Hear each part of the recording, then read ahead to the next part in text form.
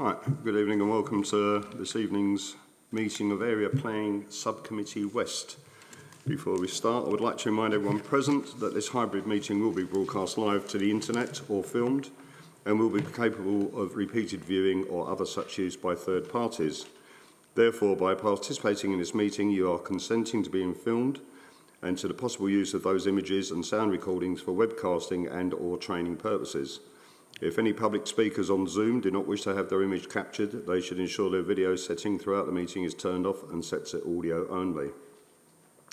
Please also be aware that if technical difficulties interrupt the meeting that cannot be overcome, I may need to adjourn the meeting. Members are also reminded to activate their microphones before speaking. Thank you. Good evening. My name's Stephen Heather. I'm the chair for this evening's meeting. To my left is my Vice Chairman, Councillor Dave Stocker, and to his left is Adrian Hendry from Democratic Services. To my right is James Rogers from the Planning Department, and to the far right is Becky, who's in charge of the webcasting. We have two public speakers this evening, and I remind you that you have 3 minutes to state your case, and if you activate your microphone before you start speaking, switch it off when you're finished. Thank you.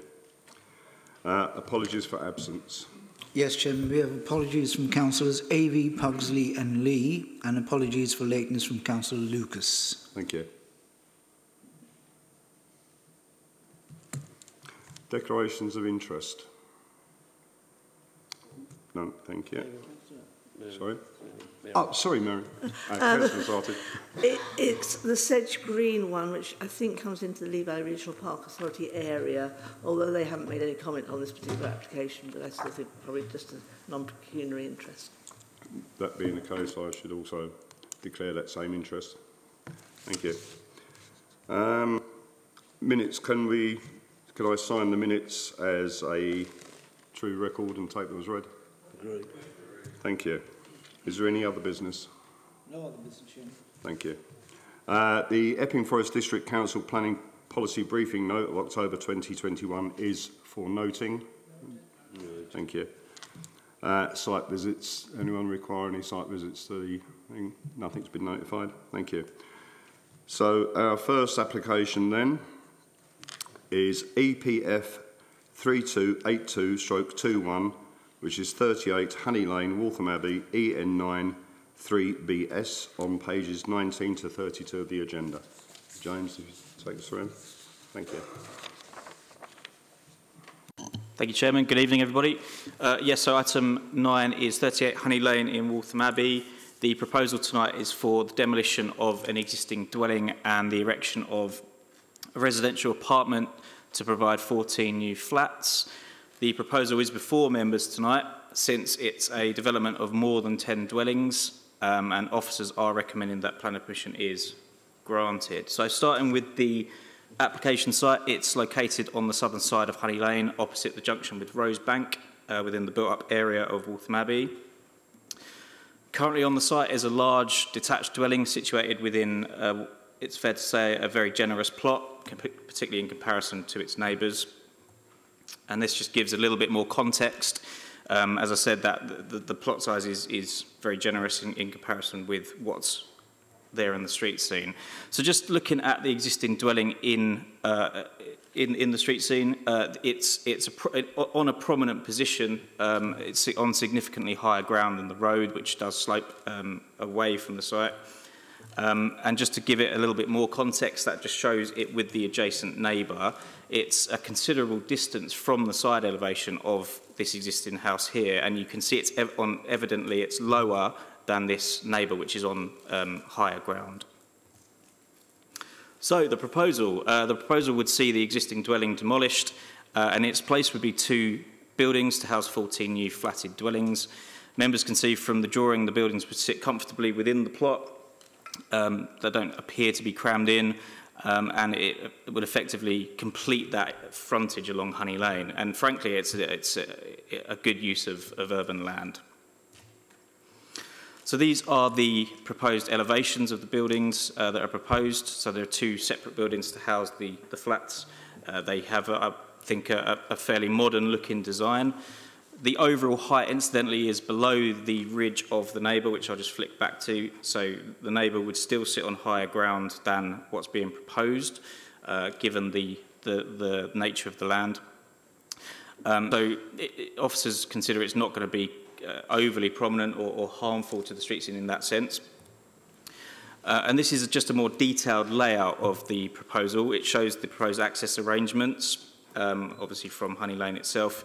Now, 12 spaces are provided to the rear of the site, or proposed to be provided, and 2 at the front as well. So there is enough parking for each dwelling to have its own space, which is, in an area like this, a sustainable area like Waltham Abbey, you'd expect that level of parking. So these are the proposed ground and first floor plans.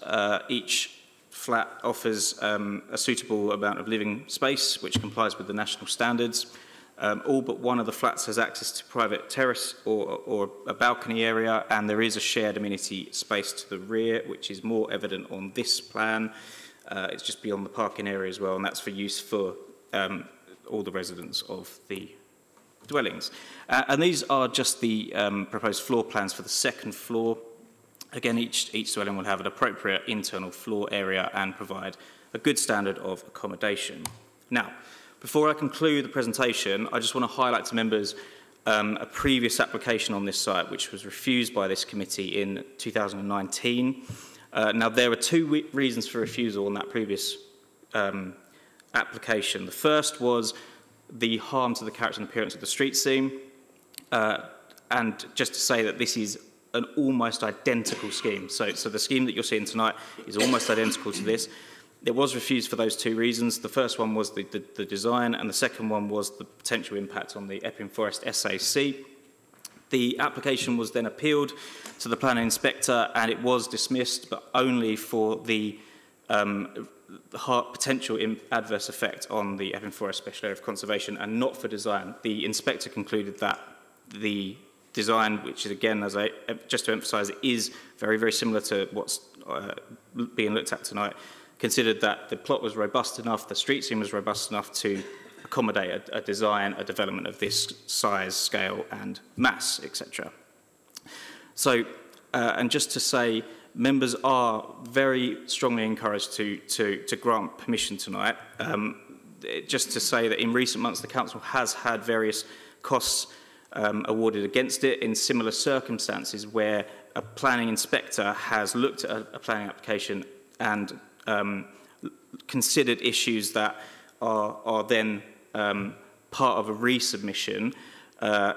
So just to say that the Epping Forest SAC issue has now been resolved thanks to the adoption of the local plan, amongst other things.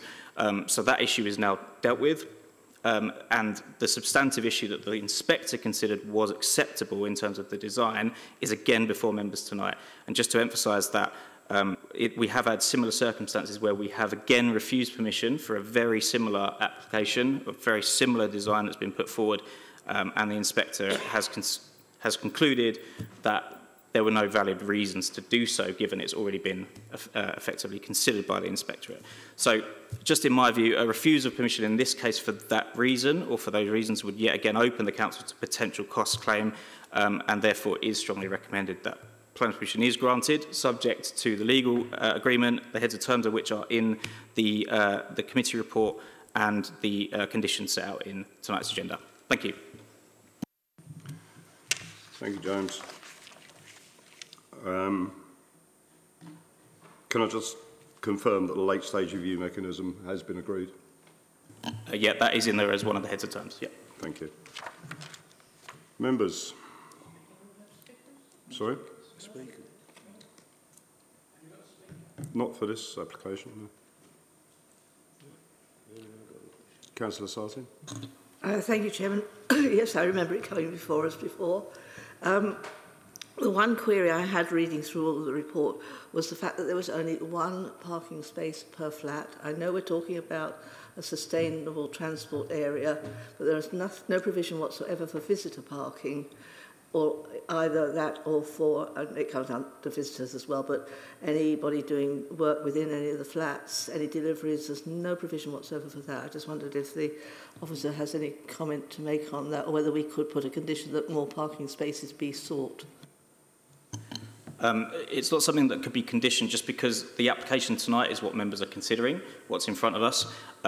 You're quite right, there is no space for visitors or for workers, etc. that might be, but as I said, officers consider that given the sustainability credentials of the area, that's an appropriate level of parking that's been proposed. Councillor Hillencoe. Yeah, thank you. What about any electrical points and things like that? Talking about parking. Yeah, that's one of the key mitigation measures for mitigating the potential harm to the SAC, and that, I think, is in the schedule of conditions. Let me just double check.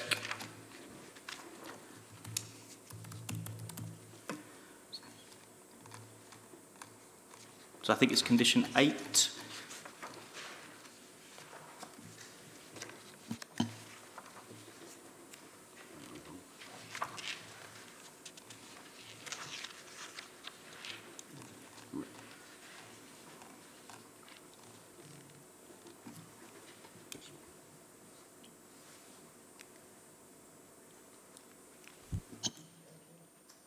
Councillor Samcombe. Thanks, Chairman. A couple of things. Didn't notice on the plans, perhaps the officer could highlight it for us, the bin store, and is there a cycle store with review to sustainable transport?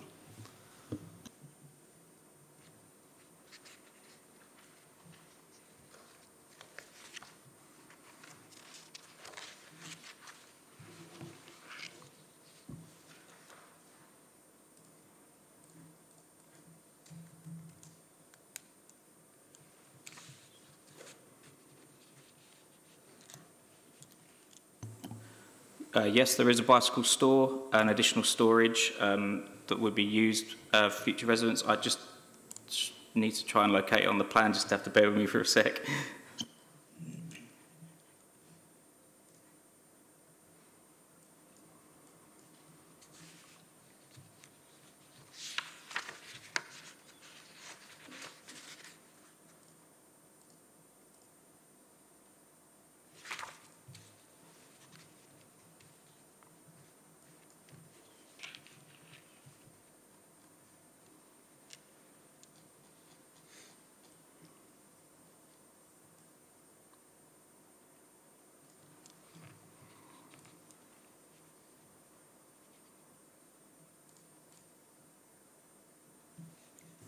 Yeah, sorry, I'm just struggling to locate it for at the moment. I just wonder if there are any other questions just while I look at that, or any other comments that want to be made. Yeah, there is a supplemental. Whilst looking, if you can find the bin store there as well. Now we talk about the development of 11 or more houses requiring 40% affordable. There's no provision for that in here. I appreciate we've got that reference in the 106 heads of agreement to the late stage review. Perhaps you could explain to members what the late stage review mechanism actually involves. Yeah, so the late stage review mechanism is something that is in local plan policy, and essentially where a development would usually need to provide 40% of units as affordable housing but cannot do so due to viability considerations, if anything changes before completion of all of the dwellings, there is effectively what's called a clawback or late stage review mechanism where the council could potentially, if you know, it becomes, let's say, more viable, for want of a better phrase, could claw back some of that money for the purposes of affordable housing, and that's the purpose of that head of term. And it's something that we'll see more and more, given now the local plan's adopted. It's something that's in policy and is going to be a general requirement it's specifically for applications where they need to provide, in normal circumstances, 40% affordable housing, but for viability concerns, they can't do so, and they've demonstrated that through an appraisal, which we've then looked at independently as well. Councillor Hillencoe. Yeah, I just feel a little bit disadvantaged that, you know, about this scenery, the street scene, you know. I think something like that will impose and will have adverse impact. But we actually, you said that that is not really a very strong point. Yeah, just to briefly come back on that, yeah, I would just re-emphasise what I said in the presentation, which is that essentially it's the same proposal that's being proposed again. The inspectorate has already effectively said this is acceptable in this area, in Honey Lane. It's not going to cause harm. And as I say, if we were to take, or if the committee were to take the same view as the previous application and refuse it for that reason, I think we'd be liable for costs. And I really do think we'd lose the appeal as well. Thank you. Did you manage to find the thing? It actually states on the future residents amenity, the proposal would include a large bin storage area, bicycle store, and a small additional storage area for use by future residents. Yeah, I've got someone looking at it in the background, and I'm told it's an internal store and bicycle store on the lower ground floor level. To be honest, if we've been assured that it's there, then that's good enough for me. If it's there, it's there. Yeah. Councillor Matthews. Thank you, Chairman. My concern is around the access in and out across the footway. Perhaps Mr. Rogers could advise me on this. Obviously, at the moment, there is access there, but it's servicing one dwelling. If we're looking at many more vehicles crossing that, have we potentially got a risk there to the public? At what point do we make that almost like a road as an entrance, that then there needs to be some kind of protection for members using the footway? Thank you. Yeah, you're quite right that it's going to be a lot more intensive than a single dwelling, no doubt about that. We, as the local authority and not the highway authority, we take our advice from Essex County Council. They're the highway authority, and there were objections to the access that was proposed, but that has since been resolved. So what they say is that it is a safe access and egress for persons using that as an access for cars, but also pedestrians as well. And if not, it would be something that Essex County Council would have explicitly objected to. Thank you. Councillor Bassett.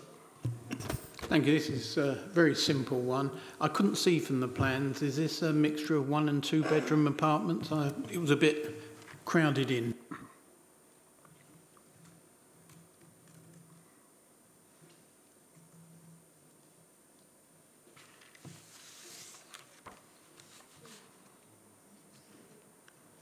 I think the proposal is 3 one-bed units and 11 two-bed units across the 4 floors. Yeah, sorry, that is correct, yeah. Sorry, Mr. Courtney. Yeah, so it was only, I've been beeping away in the background finding this plan. I know you said we don't need to worry, we can assure you, but it's always nice to be requested to show a plan, to be able to show a plan. So this is the ground floor plan. Hopefully, it's coming up. I know it can be a bit slow sometimes, so I'll give it a minute.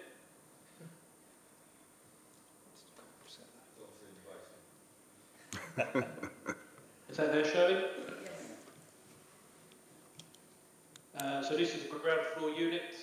As you can see here, this is the bin store with the double doors directly leading out onto Honey Lane, and then there is behind that there is a cycle store.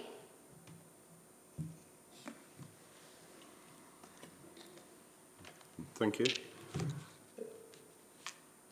The communal amenity areas, where were they, please? Yeah, they're at the back of the site, just behind the parking. I can quickly show that, if that's helpful. No, it's not a lot, is it? So this area here. That's it, yeah? Yep. Thank you. Any more questions, members? Right, the officer's recommendation is that this application be approved with conditions and subject to a Section 106 legal agreement. Can I have a show of hands for all those in favour of the officer's recommendation?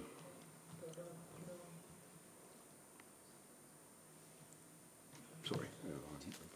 10, Chairman. Those against? 1, Chairman. Abstentions? Should be none. Thank you.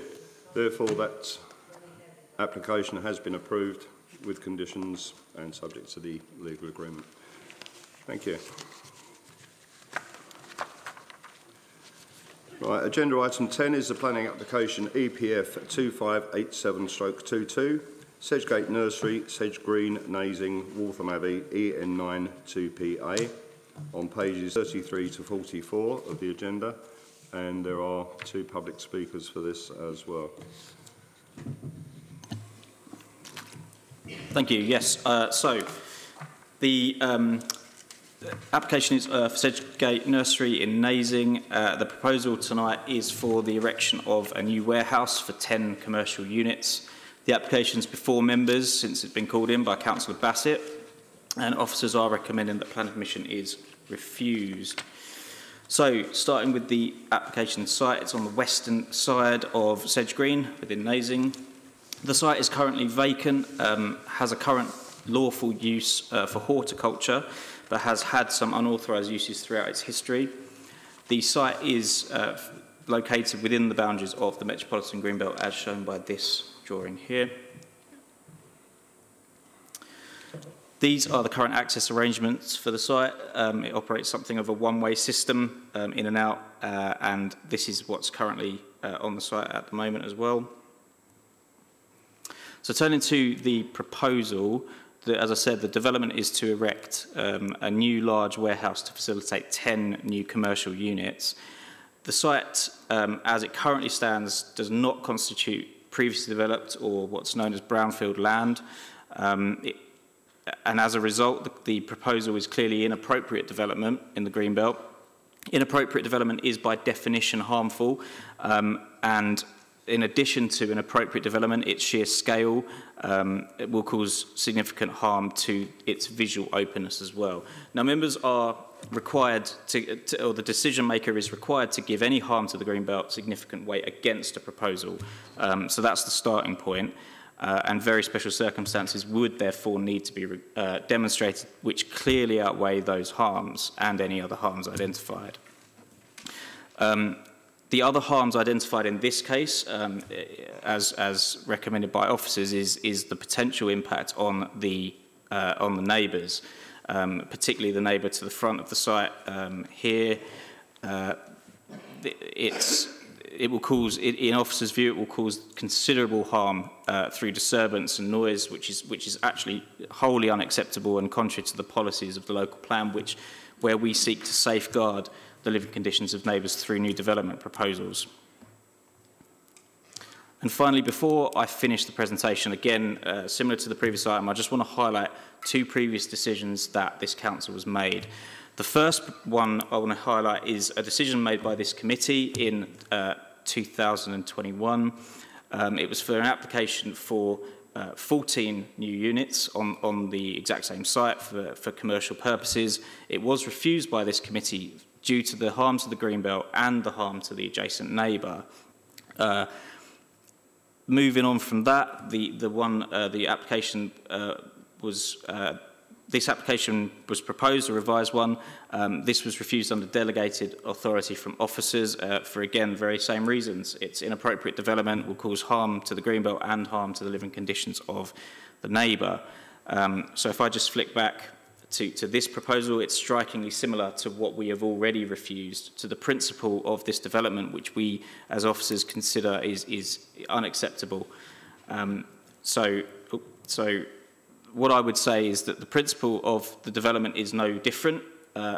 It's still inappropriate, and members are recommended to refuse permission for the reasons set out in tonight's agenda. Thank you. Thank you, James.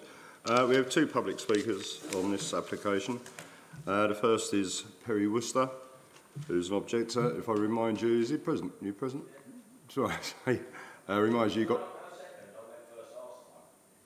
well, you're first on my list. You're first on my list. So, again, I'll remind you then you have 3 minutes to state your case, and if you activate your microphone and switch off when you're finished. Thank you. Good evening, members of the panel. I'm just going to do this off the cuff because last time I had a big thing written out and so on and so on. It's just with concern. We're the neighbours and already we're living in next to an industrial area and there's lorries coming in and out day, night.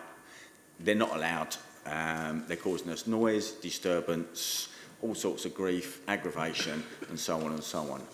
They, you know, it's just not a very nice place to live at this moment in time. There's issues and concerns with the site that's going to be developed because, as I've stated, the lorries are in fact causing damage to my own property. And I've got a surveyor report here which is going to be taking some legal action against the owner of Leaside about the damage caused by the overweight vehicles that are travelling up and down, gaining entrance to his site. There's insufficient drainage, which also this report will state, and this report is available to any member that so wishes to see it at any particular time. There's flooding on the main road. The roads around Nasing, Sedge Green, they're absolutely diabolical. The heavy traffic and things that go with it just it's terrible. Traffic jams, noise, pollution. It's just unacceptable. This Leaside industrial estate is massive as it is. Would, you know, 10 more warehouses, would that have an effect? Yes, maybe, possibly no, I don't know. If you are to grant the planning, we neighbours, we wouldn't be happy, but we could understand. Everyone needs to earn a living, but at least take units 5 and 10 off of the plan, so it gives Sedgegate House a little bit of breathing space, leaves a little bit more sunlight, and so on and so on. That's all we ask. The permitted hours of working are constantly being broken. We are constantly asking Epping Forest District Council to help, you know. We've asked the owner of the site to put up restriction signs, to speak to the proprietors, to the tenants that are renting the warehouses and units. They just kind of seem to be sticking their fingers up at the neighbours and saying, well, we're here, Epping Forest District Council, not doing anything, so go away and have a good day. And that's why we're here today, because if we don't speak up, we'll never get heard. And we just want, as peaceful life as we can. We understand that there's an industrial estate there. It's been there for some time now, but we're not really totally happy with that. And I just ask that you, if you do grant the planning permission today, that you take off units 5 and 10. Give us a break and help us by policing the area a little bit more. Thank you. Thank you very much. Thank you. Could I just ask, Mr. Rogers, if you could leave the plan up? It's just really helpful when people are speaking, if we can actually see it in front of us at the same time, if that's okay. Thank you. Is that technically possible? Thank you. Sorry, and our second speaker is Joe Durso, have I said that correctly? And is the applicant's agent. And again, remind you of 3 minutes. Thank you. Good evening, councillors. I'm the agent Joe Durso from Soul Concepts. As the plan officer states, there are benefits to the development, and the potential employment contribution that the scheme brings is given significant weight by planning. The applicant disputes the plan officer's reason for refusal of causing harm to the green belt and to neighbours' amenity in form of noise and disturbance. The development will benefit local employment and regenerate the defunct site and is considered special circumstances. These units would meet demand from small start-up businesses. Interest has been expressed for use of the units for storage of food and film studio equipment. Members at the Nazim Parish Council did give their 100% support to the application, which will give employment to local residents. If permission is granted, the landowner will comply with planning conditions and enforce those stipulations within the lease agreement. For example, in relation to work hours and restrictions on vehicle tonnage.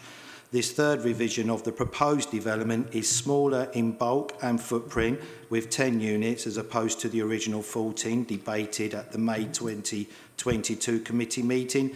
Members may recall that the proposal would be considered for approval if the scheme were revised. Well, those revisions have been delivered in the proposed scheme presented before you. Number 1, B2 general industrial use has been removed. The proposal is for B1 light industrial use and B8 storage, both of which can be located next without causing disturbance. Number 2, the 2 blocks are located away from the boundary line with Sedgegate House. The northern block is located some 14.7 metres away, and the southern block is set back 12.8 metres away. Number 3, the ridge height has been reduced to 5.7 metres. Furthermore, the 2 units closest to Sedgegate House have been a maximum height of only 4.5 metres, and the sunlight study proves that the development would not result in loss of sunlight to the residential dwelling. To stress that the design and scale and orientation of the proposed 10 warehouse units has taken the surrounding area into consideration and delivers all of the revisions suggested by the Committee West members. Approval was granted for 3 houses in 2016, therefore development is deemed acceptable on this part of Greenbelt land. This is brownfield site, an infill site, and is surrounded by predominantly commercial activities, including Worcester's Haulage Transport Company. The planning officer states the glass houses are considered appropriate development in the context of its surroundings, but consider the proposed warehouses units to have are more imposing and intrusive. So the proposed warehouse units are less intrusive than the glass houses. This is simply not the case in the rear. This site is far too small for viable horticultural use. Thank you. Thank you. Members, as you called it in, Councillor Bassett, would you like to kick off? Would you switch your microphone off, please?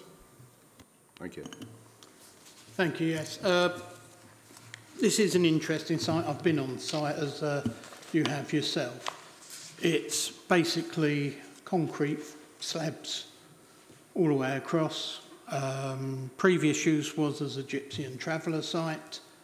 But before that, there was a nursery on parts of it. And on this part of that nursery site, it was the packing sheds, boiler house and committee room.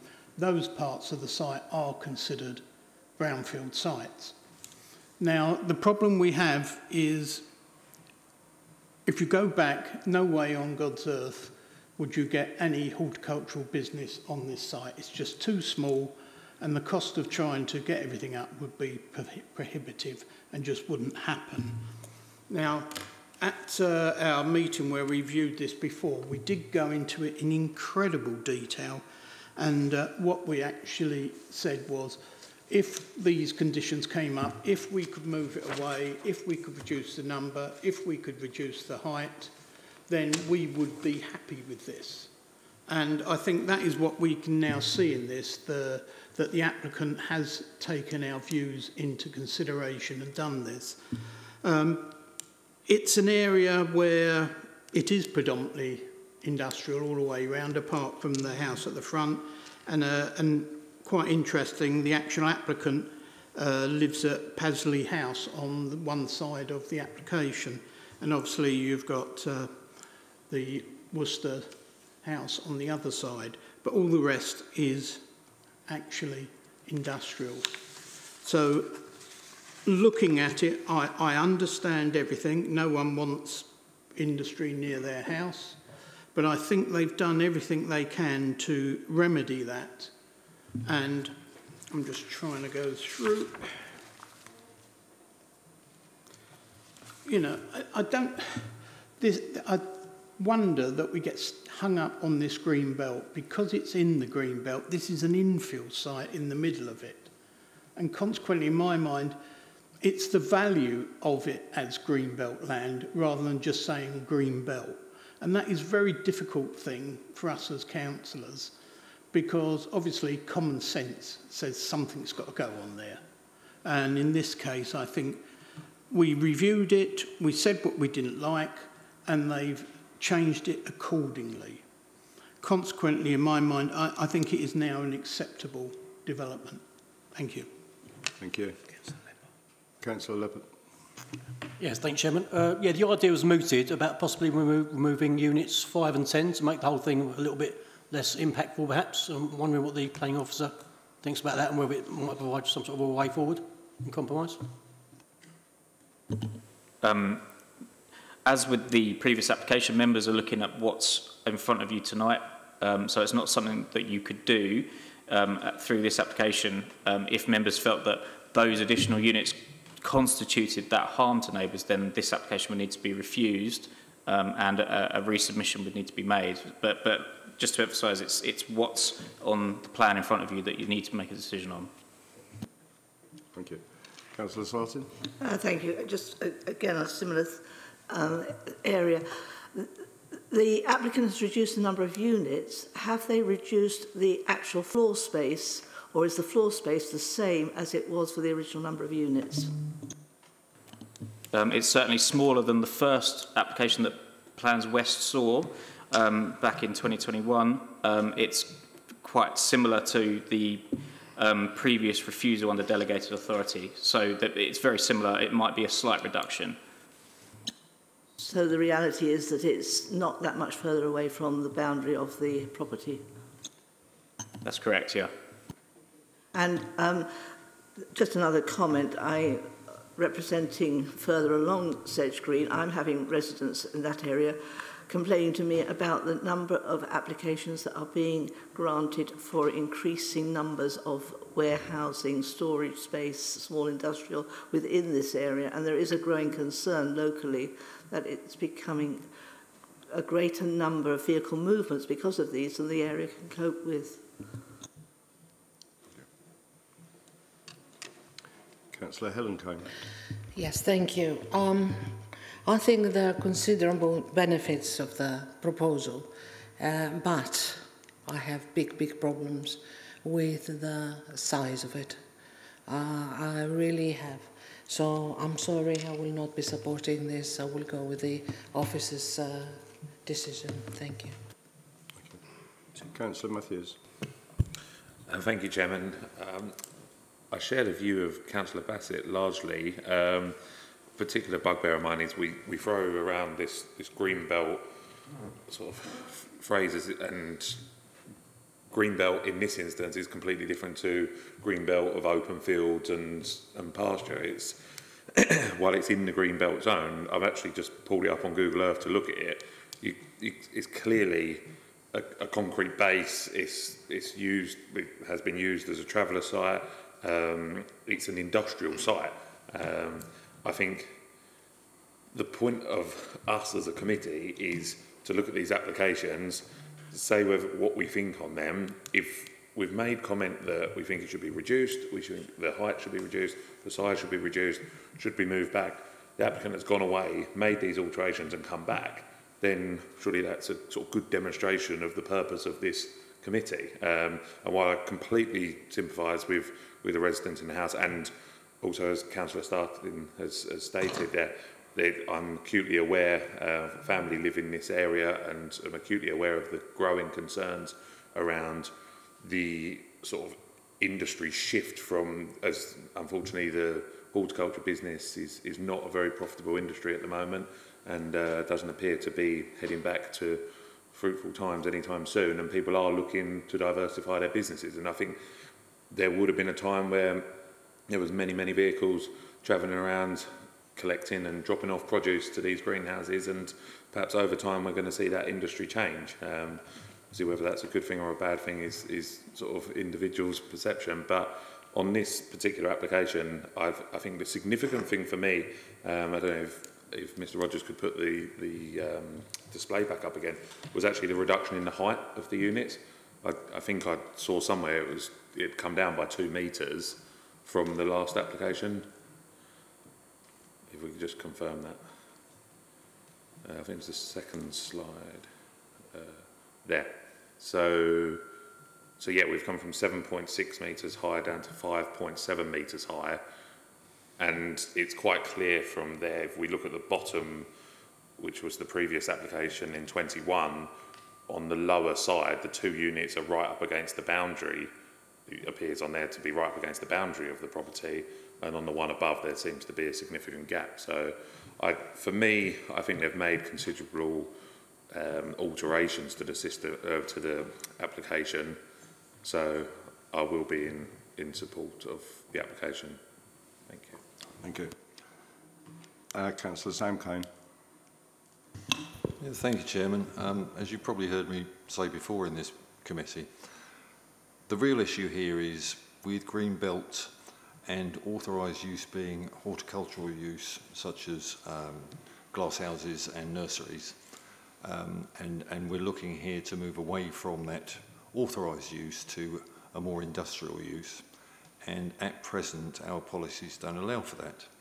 Now, there's no question that we need a policy to help guide us as committee members through that review of how greenbelt land is used, but I don't feel it's our responsibility as a subcommittee to make those decisions. I think that's got to be at a higher level than us as a subcommittee. Having said all of that, in this particular instance, when looking at the aerial photographs and looking at the map of the green belt as shown by the officer, the site we're looking at is blatantly an infill within an existing industrial area. That industrial area may reside in the green belt. How it came to reside in the green belt is a different story, and not for our committee to review how it came to be, but it certainly is an industrial area, and we're looking at a particular site which forms an infill within that. So whether we give it approval or we don't give it approval, our gentleman friend here will continue to live in an industrial area, whether we give for approval or not. So with that sort of caveats to what I'm saying, I must admit I'm beginning to be persuaded by the arguments presented by colleagues here as to we've looked at this particular application before, we've made some recommendations, the applicant's gone away, had a rethink and come back again. I think we need to give it some careful consideration. Councillor Bassett.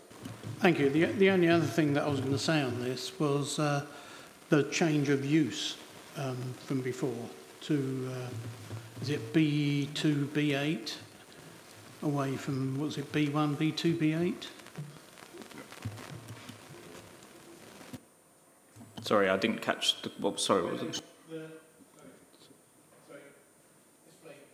Microphone tag. Where they are willing to change, or have put in this, that they've changed the use of the warehousing to more or less storage base rather than industrial base. Yeah, that could be conditioned if members felt that that was necessary. Councillor Helen Cane.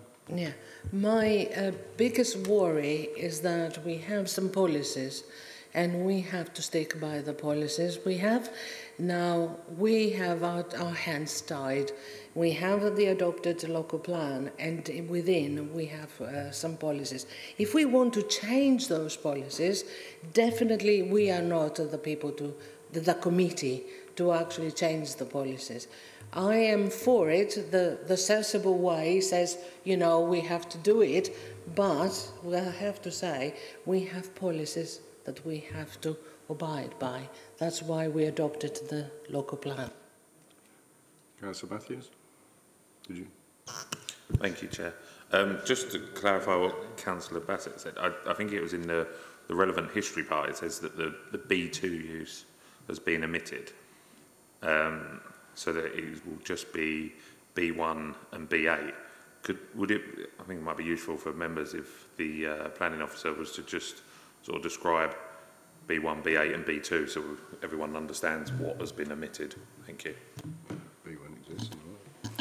Yeah, so B1 was in fact revoked by the use class order into a new E-class use, which essentially E-classes are uses which are generally acceptable in residential areas. So office uses, research, some food areas, things like that. B8 remains its own separate use still because it's storage and distribution, so that could have quite significant impacts on neighbours, etc. But what I was saying on the back of Councillor Bassett's question was, or point was, if members felt that there were some uses within Class E which would not be appropriate, that could be conditioned as part of any permission that was granted. In other words, the E-class use was sort of brought into the system to allow a more flexible use, let's say, for business class, for business uses. But it's still within the gift of the local authority to say, actually, this particular use within the E-classes is not appropriate, and therefore you could restrict it in that way. Thank you. Councillor Sartin. Thank you, Chairman. I've just been listening to an awful lot of references to an industrial area, and we've got to remember this is not just an industrial area. There are quite a number of residences within the area of the site. Obviously, Sedge Green House is the one most affected by it, but to the south of the site there are others. If you come round the road, there are others. If you go down Nursery Lane, which goes off Sedge Green, there are quite a number of residential. So we're not just talking about an industrial area. Councillor Lucas. Thank you, Chairman. I've just got a question. The speaker, the agent that was speaking, said that the parish council was in support. Within the agenda, it's stating parish council objection under representations received. Was that a previous or was that for this application? No, that's for this application. Strong objection, yeah. It's unusual, but yes. That was incorrect. They gave 100% support at the last meeting of the parish council. I was present. Sorry, that was incorrect. I was present at the last parish council meeting where this was brought up and they gave 100% support. Right, thank you. But again, we can only go by what we've got in front of us. And if the officer says that that's right. I will just double check. Thank you. Councillor Lucas. I was just going to come back and ask if that could be checked, please. Thank you.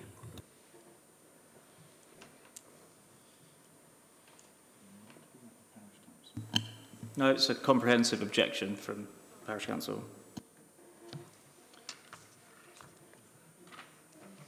Members, anything further? Right, the officer's recommendation and the application before you is to refuse permission. All those in favour?